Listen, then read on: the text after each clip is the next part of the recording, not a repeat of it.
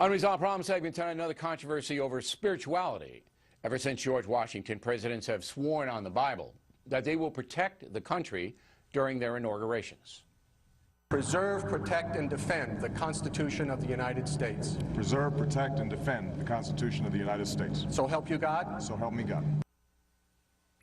Now, the only exceptions to using the Bible were John Quincy Adams in 1825 and Teddy Roosevelt in 1901 after the assassination of President McKinley.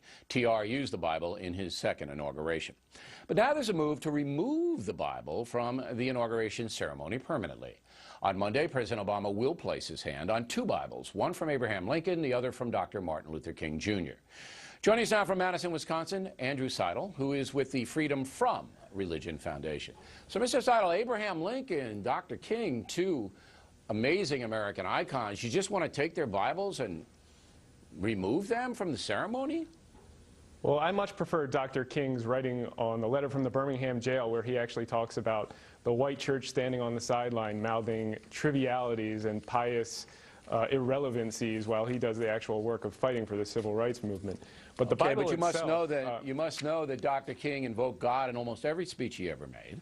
And yes, but the Article 2, Section 1 of the Constitution, which lays out the oath, does not say anything about the words "so help me God." It says, "I will preserve to the best of my ability, preserve, protect, and defend the Constitution of the United States, period."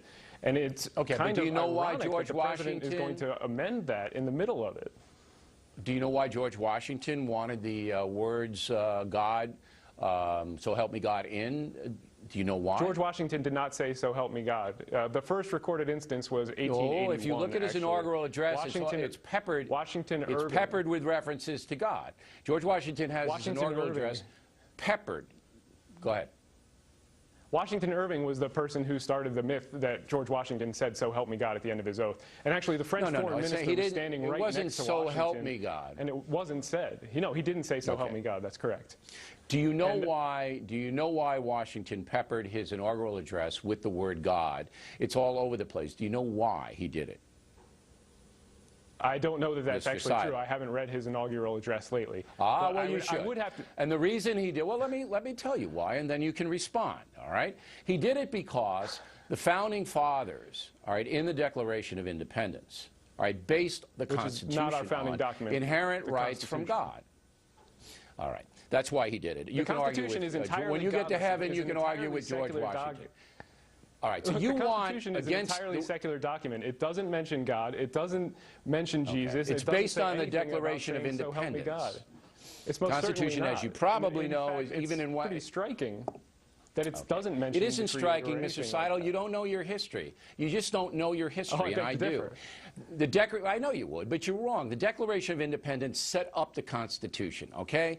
Inalienable rights given to us by God. Severed our political connection with Great Britain. It set up the United States created our nation. All right. The Constitution created our nation. All right, so you want no Bible, right? You want no Bible in the inauguration at all. You want no Bible. Correct. Now, you know that the overwhelming majority of Americans disagree, and they would be furious if that happened. You know that your maybe 90-10, 90% would be, side against you, 10% would side with. Does that matter to you?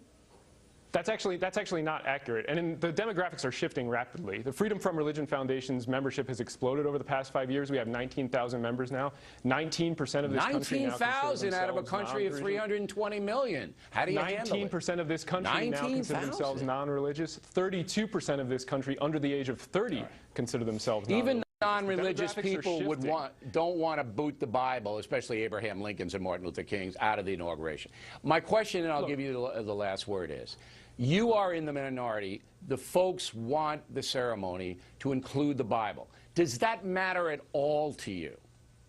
The Bill of Rights exists to protect the minority from the tyranny of the majority. We are a nation of laws, and neither our laws nor our morality are founded upon the Bible. Religion gets its morality from us, not the other way around. The Bible. All right, so you think using the Bible is tyranny? A Bronze Age morality. Excuse me? You think using the Bible in the inauguration ceremony is tyranny?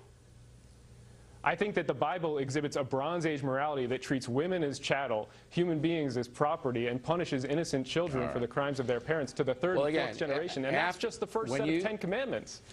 Okay, Mr. Seidel, when you get to heaven, you can debate George Washington about why he wanted God in his inaugural address and Dr. Martin Luther King about the Bible. And I'm going to love to see that debate. Thanks for coming on tonight.